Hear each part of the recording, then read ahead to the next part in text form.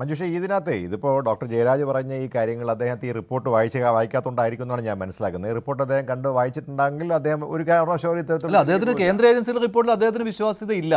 താങ്കൾക്കുണ്ടോ? താങ്കൾ ഒരു കോൺഗ്രസ്സുകാരനാണ്. കേന്ദ്ര ഏജൻസികളുടെ റിപ്പോർട്ടിൽ വിശ്വാസ്യത ഞങ്ങളെ സംബന്ധിച്ചിടത്തോളം ഈ പറയുന്ന പോലെ കൃത്യമായിട്ട് സോണിയാഗാന്ധിയെയും രാഹുലിനെയും ഒക്കെ വേട്ടയാടിയതാണ്.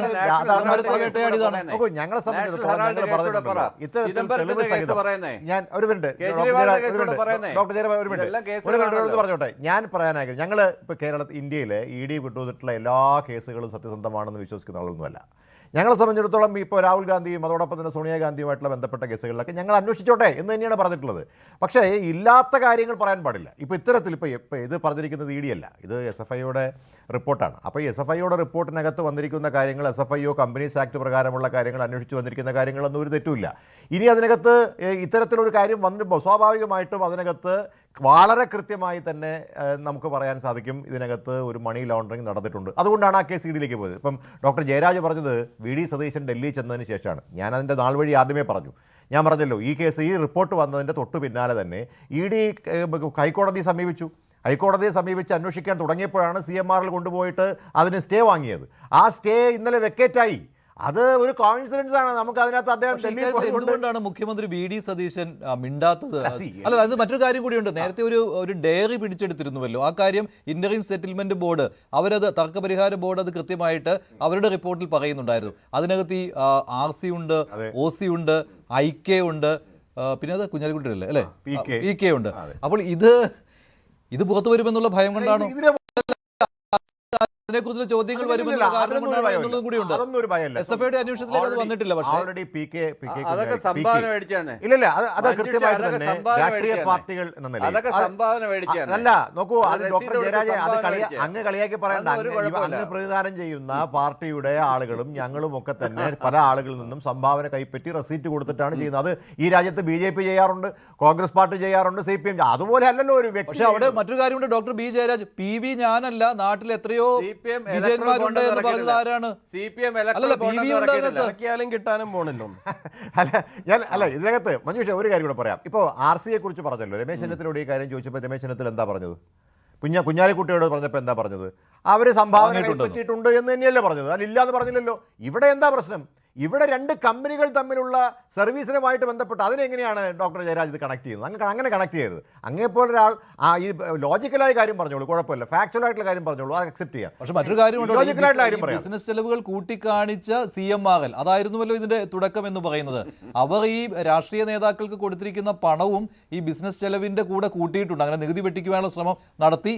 അതാണ് തർക്കപരിഹാര ബോർഡ് ആദായ നികുതി വകുപ്പിന്റെ പിടിച്ചതും പെനാൽറ്റി ഇട്ടതും. അപ്പോൾ അതിൽ ഈ കാര്യങ്ങൾ വരുമ്പോൾ EDക്ക് ചിലപ്പോൾ അതിലേക്ക് അന്വേഷണം നടത്തേണ്ടി വരും. രാഷ്ട്രീയ പാർട്ടികളുടെ സംഭാവനയെ സംബന്ധിച്ചിടത്തോളം EDക്ക് അത്തരത്തിലുള്ള കാര്യത്തിൽ ഇടപെടേണ്ട കാര്യമില്ല. കാരണം രാഷ്ട്രീയ പാർട്ടികൾക്ക് സംഭാവന വാങ്ങിച്ച് മുന്നോട്ട് പോകുന്നതിന് ഈ രാജ്യത്ത് നിയമപരമായി തന്നെ എല്ലാ അധികാരവും കൊടുത്തിട്ടുണ്ട്. അതിനൊന്നും പ്രയാസമൊന്നുമില്ല. അത് ഇപ്പോൾ രാജ്യം ഭരിക്കുന്ന പാർട്ടിയാണെങ്കിലും കേരളം ഭരിക്കുന്ന പാർട്ടിയാണെങ്കിലും അതിനൊന്നും ഒരു പ്രയാസമില്ല. കൃത്യമായിട്ട് റെസീപ്റ്റ്സ് കൊടുക്കുക. ഞങ്ങൾ അതിൻ്റെ അക്കൗണ്ട് കൃത്യമായിട്ട് കൊടുക്കുന്നുണ്ട്. ഞങ്ങൾ മാത്രമല്ല, എല്ലാ രാഷ്ട്രീയ പാർട്ടി രജിസ്റ്റേർഡ് രാഷ്ട്രീയ പാർട്ടികളും എല്ലാ വർഷവും കൃത്യമായിട്ട് IT റിട്ടേൺസ് കൊടുക്കുന്നുണ്ട്. കൊടുക്കാത്ത സാഹചര്യത്തിനകത്ത് നോട്ടീസ് അയക്കുന്നുണ്ട്. അതിന് വേണ്ടുന്ന നടപടികൾ അവർ സ്വീകരിക്കുന്നത്. അതവിടെ നോട്ടെ. ഇവിടെ വിഷയം അതല്ലല്ലോ. ഇവിടെ ഇതിനകത്ത് കോൺഗ്രസ് പാർട്ടിയും ഇവരൊന്നും അപലപിച്ചില്ല എന്നാണ് ഇപ്പോൾ പറയുന്നത്. ഇപ്പോൾ ഡോക്ടർ ജയരാജ് അടക്കം പറയുന്നത്. ഞങ്ങൾ പറയുന്നുണ്ടല്ലോ. ഞാൻ ഇന്നലെയും പറഞ്ഞു. ഇന്നലെ ശൈലജ ടീച്ചർ പങ്കെടുത്തിട്ടുള്ള ഒരു ചർച്ചയിൽ ഞാൻ പറഞ്ഞൊരു കാര്യമാണ്. ശൈലജ ടീച്ചറിൻ്റെ പേരിൽ ഇത്തരത്തിൽ തെറ്റായിട്ടൊരു കാര്യം ED മുന്നോട്ട് വെച്ചാൽ, പിണറായി വിജയനെതിരെ തെറ്റായിട്ടൊരു ആരോപണം മുന്നോട്ട് വെച്ചാൽ ഞങ്ങൾക്ക് അപലപിക്കാം. പക്ഷേ ഇവിടെ ആരാണ് വീണ വിജയൻ? ഈ SFIയും അതോടൊപ്പം തന്നെ EDയും കൊണ്ടുവന്നിട്ടുള്ള ഈ കേസ് പിണറായി വിജയനെതിരെയല്ല. ഇത് കൊണ്ടുവന്നിരിക്കുന്നത് പിണറായി വിജയൻ സീനിലുണ്ടെങ്കിൽ നിങ്ങളുടെ നേതാക്കളും സീനിലുണ്ട്. അല്ല, അദ്ദേഹത്തിന്റെ പേര് നിങ്ങളുടെ നേതാക്കളുടെ ഒപ്പം അദ്ദേഹം പറയുകയാണ് ഞാൻ CPMന് വേണ്ടി സംഭാവന വാങ്ങിച്ചെന്ന് പറഞ്ഞ ഈ പ്രശ്നമൊന്നുമില്ല. ഇവിടെ അതല്ലല്ലോ പ്രശ്നം. ഇവിടെ ഒരു സീരിയസ് ഫ്രോഡ്, കമ്പനീസ് തമ്മിൽ നടന്നിട്ടുള്ള സീരിയസ് ഫ്രോഡാണ്. CMRൽ ഫ്രോഡ് നടത്തിയിട്ടുണ്ടെന്ന് കൃത്യമായി കണ്ടെത്തിയിട്ടുണ്ട്. അതിന് സഹായകരമായിട്ട് എക്സാലോജിക്ക് ഫ്രോഡ് കണ്ടെത്തിയിട്ടുണ്ട്. അതിനകത്താണ് ഈ കാര്യം ഉണ്ടാകുന്നത്. ഇപ്പോൾ അദ്ദേഹം മറ്റൊരു കാര്യം പറഞ്ഞില്ലേ, ഞങ്ങൾ ആരും ഉണ്ടായിരുന്നില്ല, ഇരച്ചു കയറി വന്ന് ജനസൗട്ടാണ്.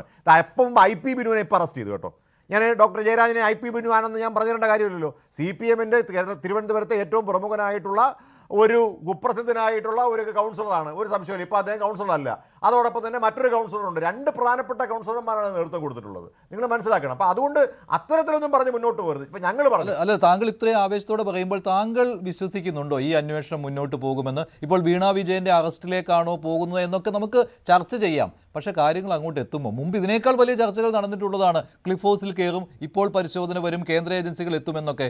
നിങ്ങൾ ഈ ആവേശത്തോട് സംസാരിക്കുന്ന കേട്ടാൽ തോന്നും നിങ്ങൾക്ക് കേന്ദ്ര ഏജൻസികളെ കേരളത്തിൽ വലിയ വിശ്വാസമാണെന്ന്. അല്ല, അങ്ങനെയല്ലല്ലോ മഞ്ജുഷേ. ഇതിനകത്ത് ഞങ്ങളെ സംബന്ധിച്ചിടത്തോളം തെറ്റ് ചെയ്തിട്ടുണ്ടെങ്കിൽ അത് രാഷ്ട്രീയ പാർട്ടിയിലെ ഏത് നേതാവോ ആയിക്കോട്ടെ, അതിനകത്ത് കൃത്യമായ നടപടി എടുക്കുന്നതുകൊണ്ട് ഞങ്ങൾക്ക് ബുദ്ധിമുട്ടില്ല. പക്ഷേ രാഷ്ട്രീയ പ്രേരിതമായി ഈ കാര്യങ്ങൾ കൊണ്ടുവരുന്നതിനെ കുറിച്ചാണ് ഞങ്ങൾ പറഞ്ഞത്. പക്ഷേ രാഹുൽ ആവശ്യപ്പെട്ടത് പിണറായി വിജയന്റെ അറസ്റ്റ്. അല്ല, അതെന്തുകൊണ്ടാ കേരളത്തിൽ തെരഞ്ഞെടുപ്പിന്റെ ഭാഗമായി ഇവിടെ നമുക്കറിയാം, കേരളത്തിൽ ഞങ്ങൾ മുന്നോട്ട് വെച്ചിരുന്ന ഡീലിനെ കുറിച്ച് ഞങ്ങൾ പറഞ്ഞിരുന്നു. അപ്പോൾ അത് സ്വാഭാവികമായിട്ടും പിണറായി വിജയൻ അത്തരത്തിൽ BJP സഹായിക്കാൻ മുന്നോട്ട് വന്നതിന്റെ പ്രധാനപ്പെട്ട കാരണങ്ങൾ ഒന്ന് ഈ കേസാണ് എന്നാണ് ഞങ്ങൾ ആരോപിച്ചത്. അതിപ്പോഴില്ലേ? അതിപ്പോഴും ഉണ്ട്, ഞങ്ങൾ പറയുന്നുണ്ടല്ലോ, ഞങ്ങളത് പറഞ്ഞല്ലോ, അത് ഓപ്പണായിട്ട്. അത് സാങ്കേതിക തടസ്സമല്ലായിരുന്നോ? അല്ല, ഇഡിക്ക് ചോദ്യം ചെയ്യാൻ പറ്റാത്ത രീതിയിൽ ഇന്നലെ വരെ മിനിയാന്ന് വരെ സാങ്കേതിക തടസ്സം ഉണ്ടായിരുന്നു. അല്ല, അത് പറയട്ടെ, അതാണ് ഞാൻ പറഞ്ഞത്. ആ സാങ്കേതിക തടസ്സത്തിന് മുമ്പിൽ ഈ തെളിവുകൾ കൊണ്ടുവരികയല്ലേ. ഞങ്ങൾ പറഞ്ഞ കാര്യത്തിനകത്ത് ഈ ഒരു യാഥാർത്ഥ്യം ഉണ്ട് എന്നുള്ളത് തെളിഞ്ഞില്ലേ? ഞങ്ങൾ പറഞ്ഞ ശരിയല്ലേ? ഈ കേസിന് വേണ്ടിയിട്ടല്ലേ ഇവർ തമ്മിൽ ഡീൽ കൊടുത്തത്? തൃശ്ശൂരിൽ സുരേഷ് ഗോപിയെ വിജയിപ്പിച്ചത് ഇതിന്റെ ഭാഗമായിട്ടല്ലേ? അത് ശരിയാണെന്ന് ഇപ്പോൾ ബോധ്യപ്പെട്ടില്ലേ?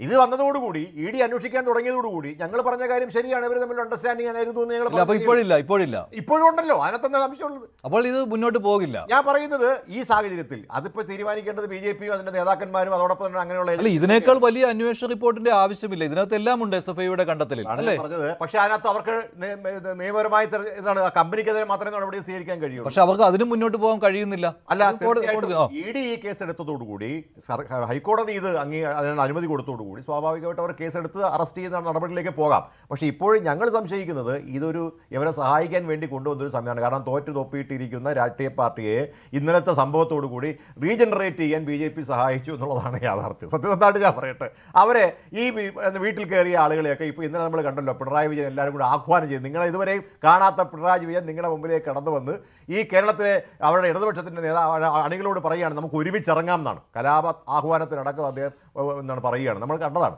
അപ്പോൾ ഇതൊക്കെ സത്യം പറഞ്ഞു കഴിഞ്ഞാൽ ഒരു കണക്കിന് ഇവർക്കൊരു സഹായമാണ്. ഇപ്പോൾ ഡോക്ടർ ജയരാജ് ഇങ്ങനെയൊക്കെ പറയുന്നത് സത്യം പറഞ്ഞ EDയോട് നന്ദി പറയണം ഡോക്ടർ ജയരാജ് ഇത്തരത്തിൽ. കാരണം ഇങ്ങനെ വീട്ടിൽ കയറിയിരുന്ന ആളുകൾക്ക് ഒരു സഹായമാണ് ED ചെയ്തിട്ടുള്ളത്. നമ്മൾ നോക്കേണ്ടത് ഇത് എത്രത്തിൽ മുന്നോട്ട് പോകുന്നു. ഞങ്ങൾ നോക്കുന്നുണ്ട് ഇത് എത്രത്തിൽ ശരിയായിട്ട് മുന്നോട്ട് പോകുന്നു. പക്ഷേ ശ്രീ യുവരാജ് ഗോകുൽ, ഇതിന് മുൻപുള്ള അന്വേഷണങ്ങൾ, കേന്ദ്ര ഏജൻസികളുടെ അന്വേഷണങ്ങൾ കേരളത്തിൽ മുന്നോട്ട് പോയിട്ടില്ല. യുവരാജ് ശരിയാണല്ലോ? അല്ല, നമുക്ക് അങ്ങനെ പറയാൻ വേണ്ടിയിട്ട് സാധിക്കില്ല മഞ്ജുഷ. അതിനകത്ത് എന്താണെന്ന് വെച്ച് കഴിഞ്ഞാൽ ഒന്ന് നമ്മൾ മുന്നോട്ട് പോയി, കൊടകര മുന്നോട്ട് പോയോ? അല്ലല്ല, ഞാൻ പറയട്ടെ. കൊടകര എന്നൊക്കെ പറഞ്ഞു കഴിഞ്ഞാൽ നോക്കൂ, കൊടകരയിലൊക്കെ എന്ന് പറഞ്ഞു കഴിഞ്ഞാൽ അവർ ഈ EDയുടെ കേസിനെന്ന് പറഞ്ഞു കഴിഞ്ഞാൽ ഒരു മണിക്ക് സോഴ്സ് കാണിച്ചു കഴിഞ്ഞാൽ EDയുടെ വിഷയം അവിടെ കഴിഞ്ഞു. ഇത് തന്നെയാണ് ഞങ്ങളിപ്പോൾ വീണ വിജയൻ്റെ കേസിലും പറയുന്നുള്ളൂ. നിങ്ങളിപ്പോൾ ഒരു കാശ് വാങ്ങിച്ചിട്ടുണ്ട്, ആ കാശ് വാങ്ങിയതിന് കൃത്യമായിട്ട് എന്താണ് സേവനം എന്ന് EDയുടെ മുമ്പിൽ പറഞ്ഞു കഴിഞ്ഞാൽ ആ കേസിൻ്റെ ചാപ്റ്റർ അവിടെ ക്ലോസ്ഡ് ആണ്.